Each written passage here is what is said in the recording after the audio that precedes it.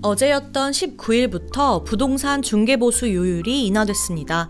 매매 계약의 경우 5천만 원 미만에선 0.6%, 5천만 원에서 2억 원 0.5%, 2에서 9억 원은 0.4%, 9에서 12억 원은 0.5%, 12에서 15억 원은 0.6%, 15억 원 이상은 0.7%의 요율 상한을 적용합니다. 이에 따라 20억 원짜리 아파트를 매매하면 중개보수가 최대 1,800만 원에서 1,400만 원으로, 15억 원 아파트는 최대 1,350만 원에서 1,050만 원으로, 10억 원짜리 아파트는 기존 900만 원에서 500만 원으로 낮아졌고요. 전세 거래의 경우에도 10억 원짜리 아파트 보수는 800만 원에서 500만 원으로, 6억 원짜리 전세 거래 보수는 480만 원에서 240만 원으로 절반 가까이 낮아지게 됩니다. 정부가 중개보수를 낮추는 조처를 한 것은 집가 상승으로 수도권 집값이 크게 오르자 집값에 비례해 책정되는 중개보수가 지나치게 높다는 불만이 커진 데 따른 것이고요.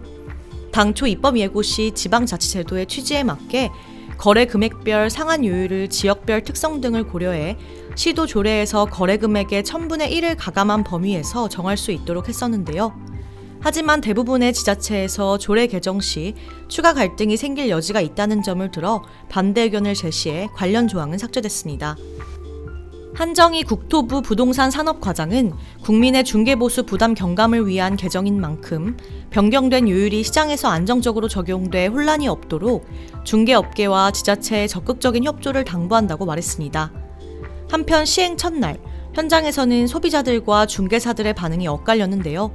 소비자들은 여전히 수수료가 비싸다며 더 낮춰야 한다는 반응을 보였지만 중개업소들은 거래도 없는데 수수료까지 낮아져 어려움이 가중되고 있다고 하소연하고 있습니다. 부동산 커뮤니티에는 그동안 중개보수가 너무 비싸다는 생각이 많았는데 줄여주니까 부담이 조금 줄어들 것 같다. 수수료율이 낮아져서 다행이지만 중개사들이 하는 일에 비해 수수료가 아직도 비싸다는 등의 글이 잇따르고 있고요.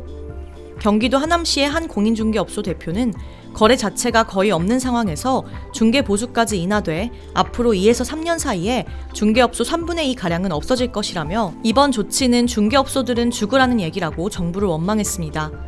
서울 강동구의 한 공인중개업소 대표 역시 지금까지 9억 원 이상 매매의 경우 0.9%가 아닌 0.5에서 0.7% 수준으로 거래를 하고 있기 때문에 이번 시행으로 수수료율 변화는 크지 않지만 최근 매매도 거의 없고 전세도 임대차법 영향 등으로 거래가 많이 줄어 중개업소들이 매우 어려운 상황이라고 전했습니다.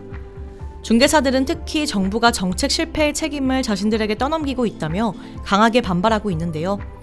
또 공인중개사협회를 중심으로 국회의사당, 더불어민주당 당사 앞 등에서 1인 시위를 이어가고 있으며 이달 중 법원에 집행금지 가처분 신청과 헌법소원도 준비하고 있습니다. 이번 중개수수료 인하 효과가 크지 않다는 지적도 나옵니다. 실제 현장에서 고가주택의 경우 중개보수를 상한선에 맞춰받는 경우는 거의 없기 때문입니다.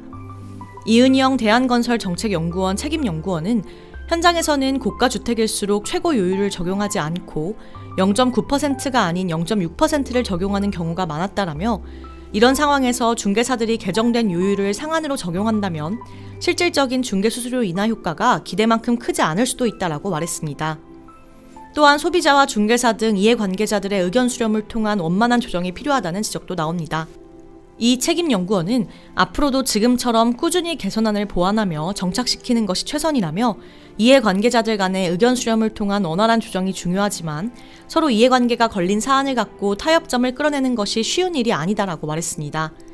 우리 구독자 여러분들은 중개보수 인하에 대해 어떻게 생각하시는지 댓글을 통해 말씀해 주시고요. 좋아요와 구독 부탁드립니다. 감사합니다.